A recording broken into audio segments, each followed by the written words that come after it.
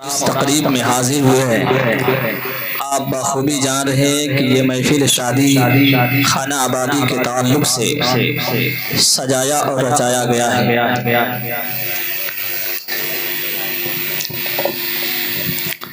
الحمدللہ نحمده ونستعینه ونستغفره ونؤمن به ونتوکل علیہ ونعوذ باللہ من شرور انفسنا ومن سیئات اعمالنا من يهده الله فلا مضل له ومن يضلل فلا هادي له ونشهد ان لا اله الا الله وحده لا شريك له ونشهد ان محمدا عبده ورسوله اما بعد فاعوذ بالله من الشیطان الرجیم ببرکت بسم اللہ الرحمن الرحیم ہن لباس لکم وانتم لباس لہن صدق اللہ مولانا عظیم وبلغنا رسولہ النبی الامین المتین المکین الکریم ونحن على ذلك لمن الشاهدين والشاكرين والحمد لله رب العالمين۔ کافی دیر سے آپ حضرات نعتیہ شاعری ہمارے باہر سے آئے مولانا نسیم صاحب کے ساتھ ایک بھائی صاحب بہترین انداز میں نعتیہ شاعری انہوں نے سنایا، آپ نے سنا۔ بعد ہمارے رحمت اللہ بھائی اور ہمارے عرفان بھائی نے بہترین انداز میں آپ حضرات کو نعت نبی سنا رہے تھے، آپ سن رہے تھے۔ میں بھی چند لمحوں کے لیے آپ کی برگاہ میں حاضر ہوا، میرے بعد بھی مولانا نسیم صاحب کی گفتگو سماعت کرنی ہے، بعد حضرت مولانا عبدالبارک صاحب کی بھی بہترین تقریر سماعت کرنی ہے۔ بہرحال تیزی کے ساتھ معمول کے مطابق سب سے پہلے میں کلام تاج الشریعہ کی تضمین کے ساتھ آپ کی محبتوں کی دہلیز تک پہنچانے کی زحمت گوارا کر رہا ہوں۔ اس سے پہلے پورا مجمع دل جمعی کے ساتھ نبی اور آل نبی کی برگاہ میں درود شریف کا نذرانہ عقیدت پیش کرے۔ پڑھے باواسط اللہم صلی علی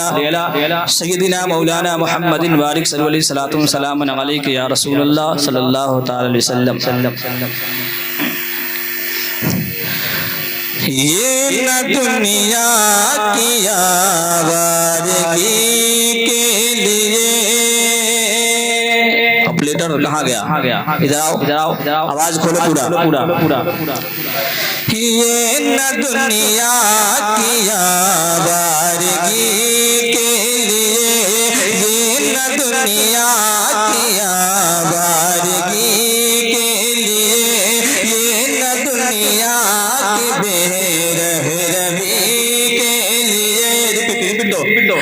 یہ نہ دنیا کی آوارگی کے لیے، یہ نہ دنیا کی آوارگی کے لیے، یہ نہ دنیا کی بے رہبری کے لیے، نہ زمانے کی دوستی کے لیے زندگی دی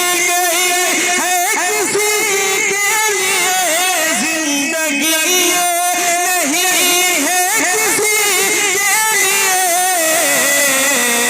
ہے، زندگی ہے نبی کے لیے،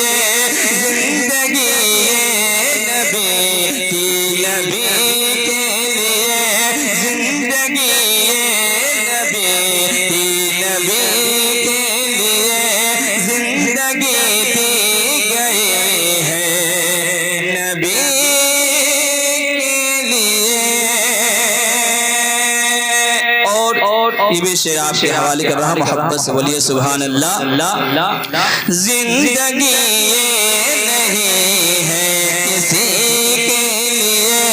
زندگی نہیں ہے کسی کے لیے، زندگی دی گئی ہے نبی کے لیے۔ اور تم لباس محبت نہ ان میں سے سیو تم لباس محبت، ان سے سیو ساتھ میں ان کے بیٹھو نہ کھاؤ پیو، ساتھ میں ان سے بیٹھو نہ کھاؤ پیو، تم لباس محبت ان سے سیو ساتھ میں ان کے بیٹھو نہ کھاؤ پیو، اور اس طرح تو گلی زندگی مت جیو، صلح کلی بھلا صلح کلی کسی کا نہیں سنیو، صلح کلی کسی کا نہیں سنیو، سن مسلم ہے سچا نبی کے لیے، صلح کلی کسی کا نہیں سنیو، سن مسلم ہے سچا نبی کے لیے، زندگی دی گئی ہے نبی کے لیے۔ اور آخری شعر آپ کے حوالے کر رہا ہوں، محبت سے بولے سبحان اللہ۔ زندگی یہ نہیں ہے کسی کے لیے، زندگی یہ نہیں ہے کسی کے لیے، زندگی ہے نبی کے لیے، اور پاسبان رسالت پہ قائم رہو، پاسبان رسالت پہ قائم رہو، یعنی عشق و محبت پہ قائم رہو، یعنی عشق و محبت پہ قائم رہو، ہر گھڑی راہ جنت قائم رہو، مسلک اعلی حضرت قائم رہو، مسلک اعلی حضرت قائم رہو، زندگی دی گئی ہے اسی کے لیے، زندگی دی گئی ہے اسی کے لیے، زندگی دی گئی ہے اسی کے لیے، زندگی یہ نہیں ہے کسی کے لیے۔ جھوم کے درود شریف پر اللہم صلی علی سفینا مولانا محمد بارک صلی اللہ علیہ وسلم علیک یا رسول اللہ صلی اللہ تعالی وسلم۔ نعت کی چند اشعار کچھ اشعار اور سن لو، اس کے بعد چند منٹ کی گفتگو ہوگی شادی کے تعلق سے۔ چمک ہی گیا اس کی قسمت تارا، بولیے مچل کے سبحان اللہ، اور بیدار ہو کے بولیے سبحان اللہ۔ چمک ہی گیا اس کی قسمت تارا، جو شیدائے خیر الورا ہو گیا، چمک ہی گیا اس کی قسمت تارا، چمک ہی گیا اس کی قسمت تارا، جو شیدائے خیر الورا ہو گیا، چمک ہی گیا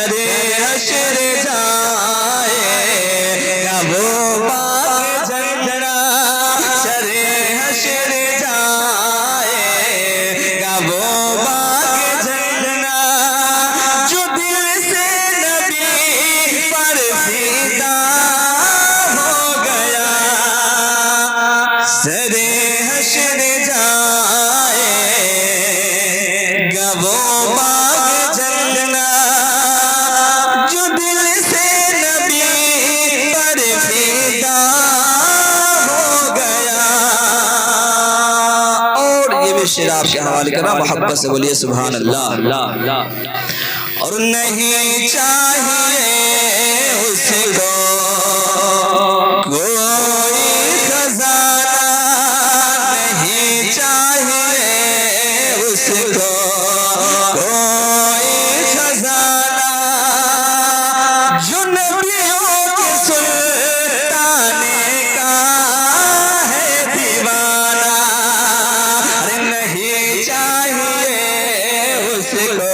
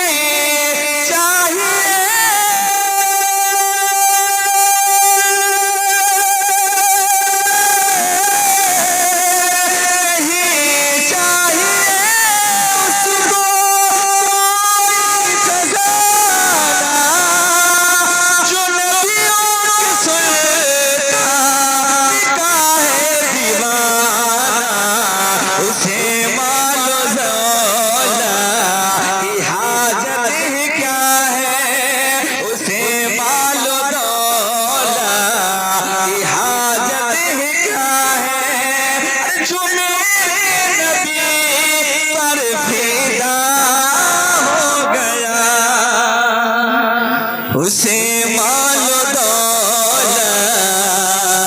کی حاجت ہی کیا ہے، جو میرے نبی پر فدا ہو گیا۔ اور ایک شعر ماں کے حوالے سے آپ کی برگاہ میں عرض کر رہا ہوں، محبت سے بولے سبحان اللہ۔ نہیں چاہیے اس کو کوئی بھی دولت، اور میں کاندھے پہ جو ماں کو حج بھی کرا دوں، اگر اس کے خاطر اثاثہ لٹا دوں، میں کاندھے پہ جو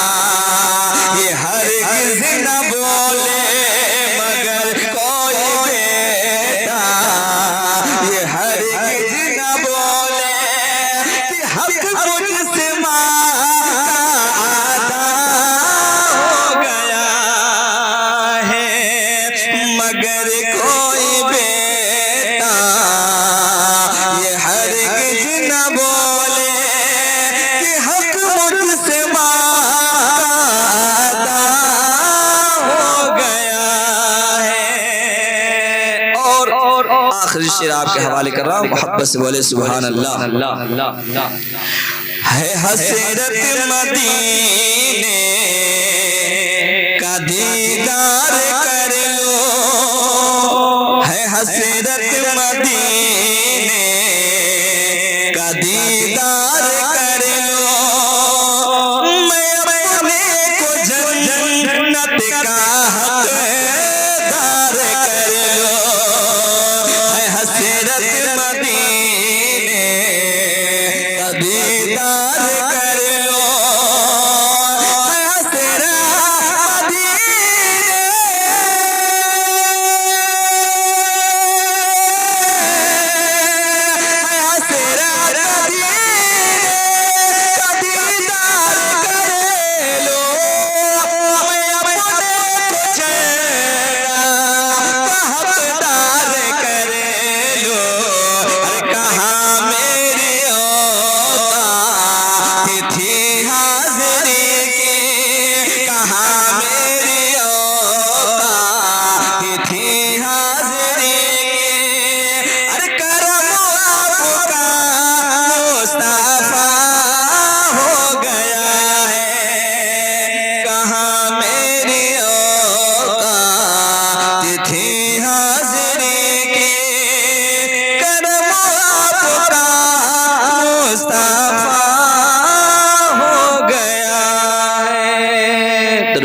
اللهم صل علی سیدنا مولانا محمد بارک صلی اللہ وسلم علیہ سیدی یا حبیب اللہ صلی اللہ تعالی علیہ وسلم۔ اللہ کا کرم ہے عنایت رسول کی، اللہ کا کرم ہے عنایت رسول کی، شادی ہمارے گھر ہے سنت رسول کی۔ ارے بولیے نا سبحان اللہ، تھوڑا پلین کر دو۔ اللہ کا کرم ہے عنایت رسول کی، شادی ہمارے گھر ہے سنت رسول کی۔ اور آج کی یہ تقریب کو دیکھ کر، یہ خوبصورت شامیانہ، یہ قمقمہ اور یہ سامعین کو دیکھ کر میں یہ شعر صاحب خانہ کی طرف سے کہ بزم نبی کو خوب سجایا ہے آپ نے، بزم نبی کو خوب سجایا ہے آپ نے، ایمان کا چراغ جلایا ہے آپ نے، اور رحمت برس رہی ہے محفل میں چار سو، سرکار دو جہاں کو بلایا ہے آپ نے، سرکار دو جہاں کو بلایا ہے آپ نے۔ برادران اسلام، میں نے خطبہ مسنہ کے بعد جس آیت مقدسہ کا تلاوت کرنے کا شرف حاصل کیا، اللہ تبارک و تعالی نے قرآن مقدس میں ارشاد فرمایا، ہن لباس لکم وانتم لباس لہن، یعنی مرد عورت کا لباس ہے، عورت مرد کا لباس ہے۔ اس آیت کریمہ پہ روشنی ڈالنے سے پہلے اللہ کے پیارے حبیب صلی اللہ علیہ وسلم نے ارشاد فرمایا کہ النکاح من سنتی فمن رغب عن سنتی فلیس منی، یعنی نکاح میری سنت ہے اور جس نے اس سے اعراض کیا وہ مجھ میں سے نہیں۔ یقیناً اس فرمان کے مطابق ہم اور آپ نکاح کرتے ہیں تاکہ مصطفیٰ جان رحمت صلی اللہ تعالی وسلم کی سنت ادا ہو جائے۔ کوئی انسان کسی سے جب نکاح کرتا ہے یا شادی کرتا ہے تو ہر انسان چار وجہ سے کرتا ہے۔ وہ چار چیزیں اس کے اندر تلاش کرتا ہے کہ وہ چیز ہے یا نہیں، پھر ان چار چیزوں میں سے کوئی پسند کر کے اپنے لڑکا یا لڑکی کی نکاح کر دیتا ہے، شادی رچا دیتا ہے۔ وہ چار چیزیں کیا ہے؟ اللہ کے حبیب نے ارشاد فرمایا،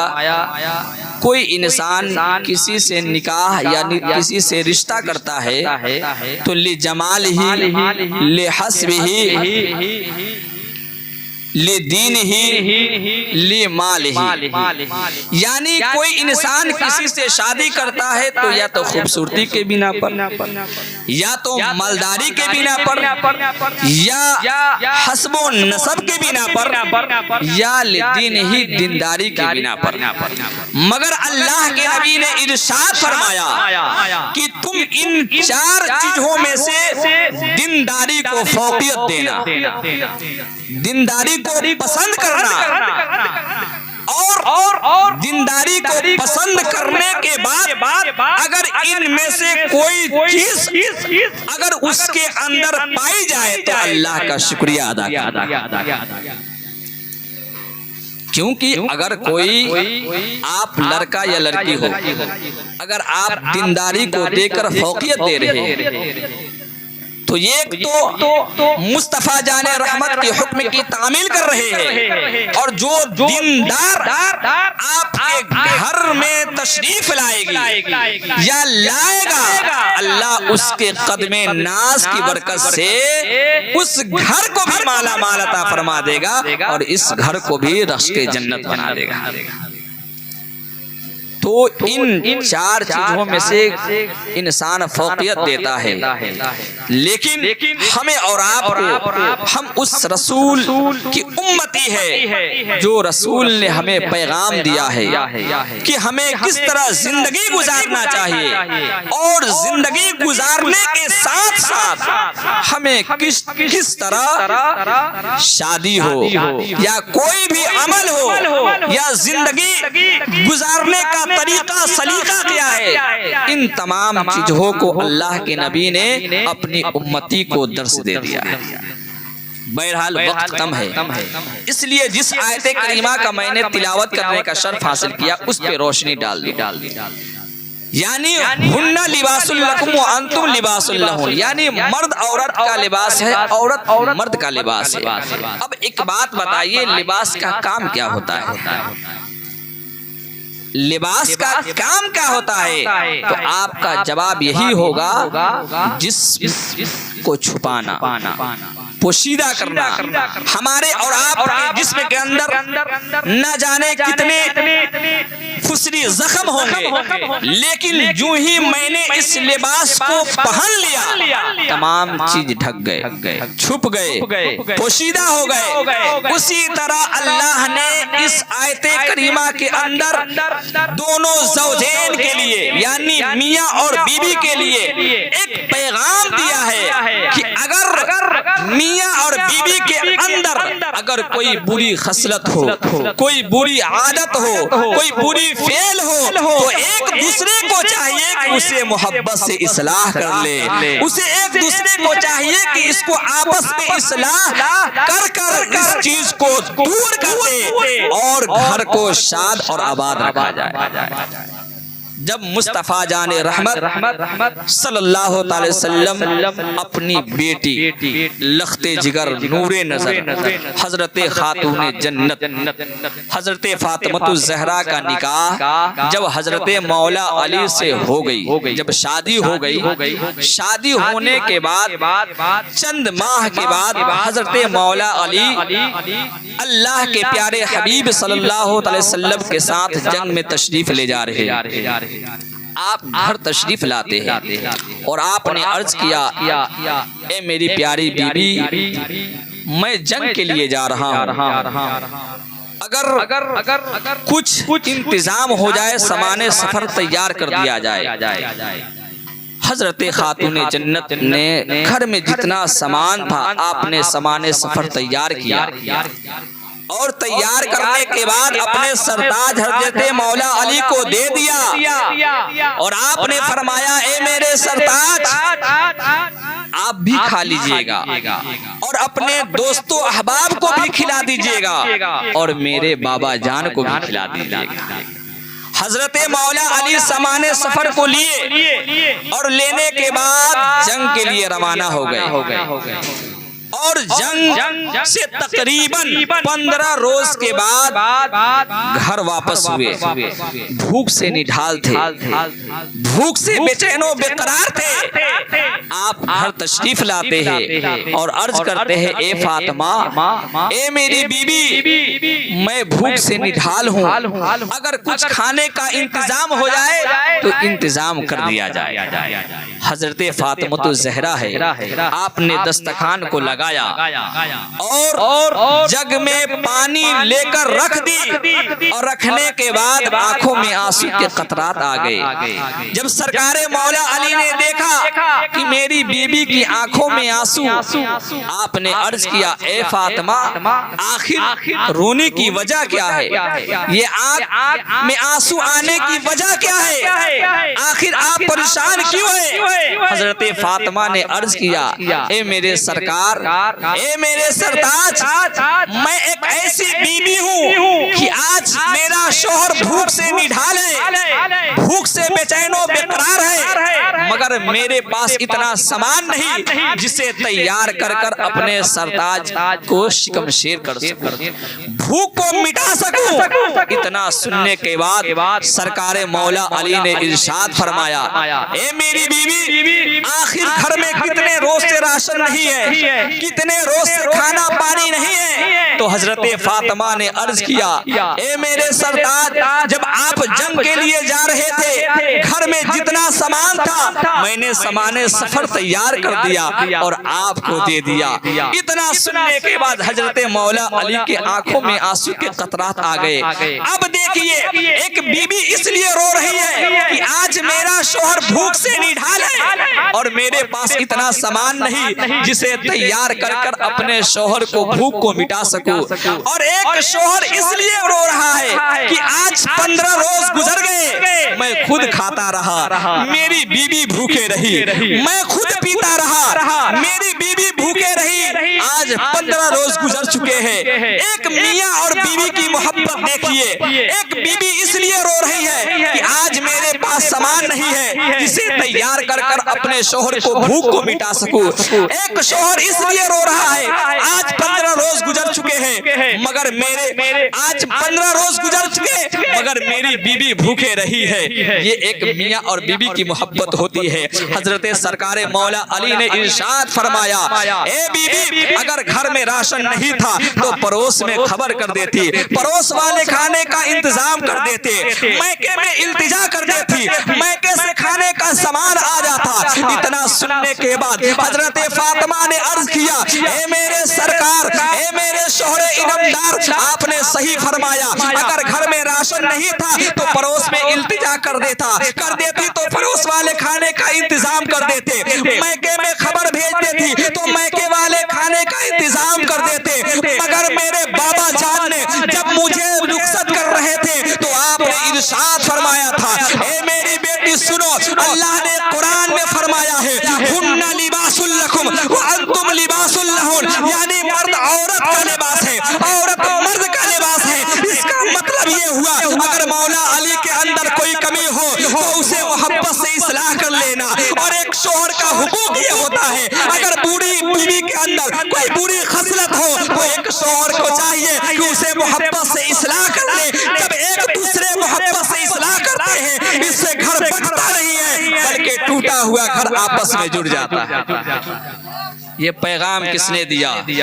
یہ سبق ہمیں کس نے بتایا؟ قرآن نے بتایا، اللہ کے حبیب نے ہمیں یہ سبق پڑھایا۔ تو ہمیں اور آپ کو چاہیے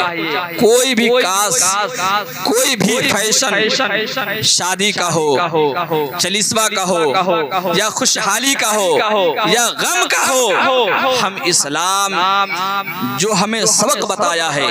جو ہمیں طریقہ دیا ہے، یقیناً اس کے مطابق اگر ہم اس پہ عمل کریں گے تو یقیناً ہمارا ہر کام کار خیر اور رب کی بارگاہ ہمیں قبولیت کی درجہ حاصل ہوگا۔ اللہ تعالیٰ اس کی برکتیں ہمیں دنیا میں بھی عطا کرے گا، اور جس لیے ہم عمل کر رہے ہیں، جس لیے عبادت کر رہے ہیں، یعنی جنت، اللہ ہمیں اور آپ کو ہی عطا فرمائے گا۔ ارے مومن ہی کے لیے تو جنت بنائی گئی ہے، کسی اور کے لیے تھوڑی ہے۔